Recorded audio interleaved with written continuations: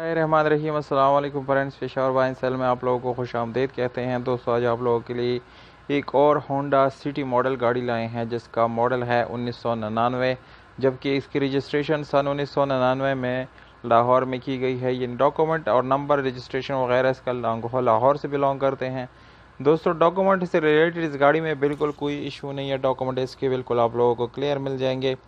इसके अलावा इस गाड़ी के टोकन की बात की जाए तो 18 और 19 जो है वो इसके शॉर्ट है, यानी टोकन उसके बाद जो है आप लोगों ने यानी ख़ुद पे करने ये 2 साल के।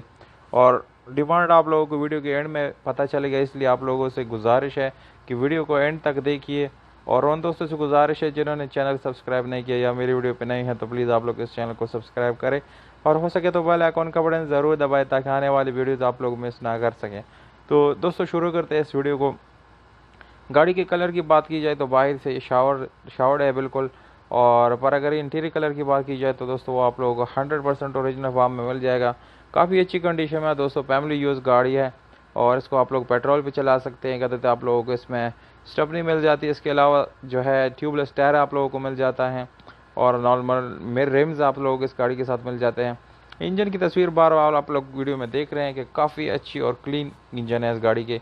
सीट्स वगैरह आप लोग देख सकते हैं कि वो भी काफ़ी खूबसूरत लेदर सीट्स है, लॉन्ग लास्टिंग है दोस्तों।